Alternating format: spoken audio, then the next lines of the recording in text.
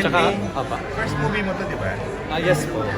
So nauna to kaysa dun sa kay Kira. di ba? Opo. Yung sa amin ni Kira, yung Maple Leaf around next year pa po ilalabas. Tapos na ba Kaya yun? abangan niyo po. Tuloy Opo, niyo tapos na. na rin.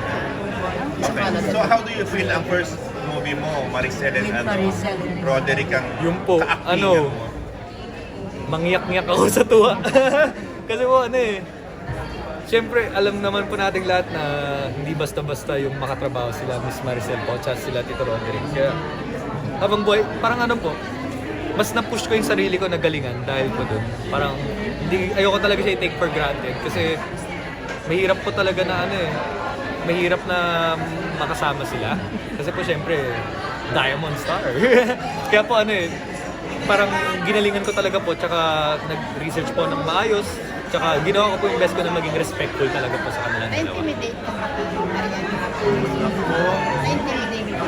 Hindi po, syempre hindi naman mawawala yun, pero anak ko kasi nila ako Kaya po dahil dun mas gagalingan ko pa po.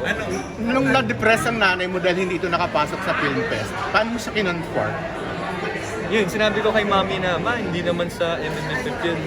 Yung movie mismo na talaga natin, itong Inis Mother sa yun ay magbubuhat sa sarili niya Kaya po for me, blessing in disguise pa rin na talaga yun Kasi po written in the stars naman, yung movie na to, kaya MMFF man or hindi, okay lang po. Natatanggap mo agad. Ako, tsaka naman po ako sobrang happy pa rin ako sa lahat ng mga pelikula na nakapasok po sa MMFF. Kasi ang ganda naman talaga ng lahat Lahat po ng lineup, sobrang ganda talaga po Tsaka, Hindi naman natin sure. Chan. pero yun, gusto ko lang maging supportive sa lahat. Anong particularly naramdaman mo nung unang-una mong kaka-eksena yung dramahan si Maricel at si Dick? Nadala po Unang ako. eksena Nadala po with ako. them. Ha?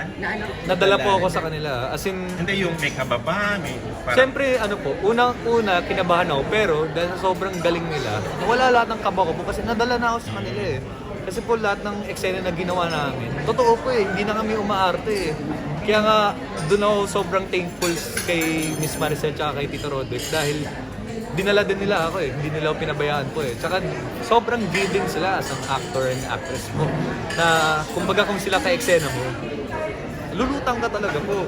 Talagang lahat ng nakakasama po nila gumagaling talaga po. I think this is your big break.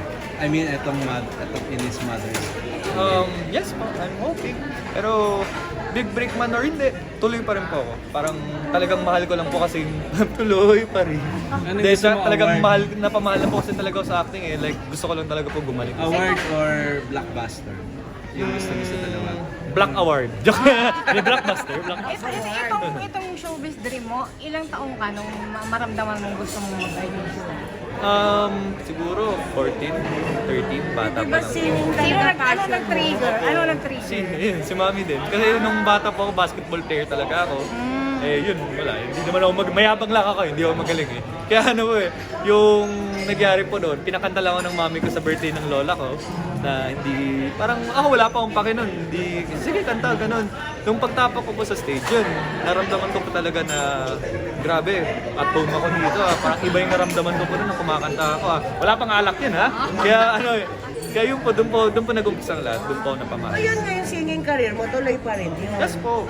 Pero ako po kasi personally, ayokong pinagsasabay. Kasi So gusto ko po, ngayon- binibigay ko po kasi lahat ng kaya ko pong bigay. So focus ka gumagawa sa po. acting ngayon. Yes po. Invite Promote ka. Ayan, mo, sige. ayan. Ayun po, lahat po ng nanonood po ngayon ay inviting you po on November 29 po. Cinemas Nationwide po. Inis Mother's Eyes, starring me po, L.A. Santos, si Miss Maricel Soriano, sila Tito Roderick Paulatin po.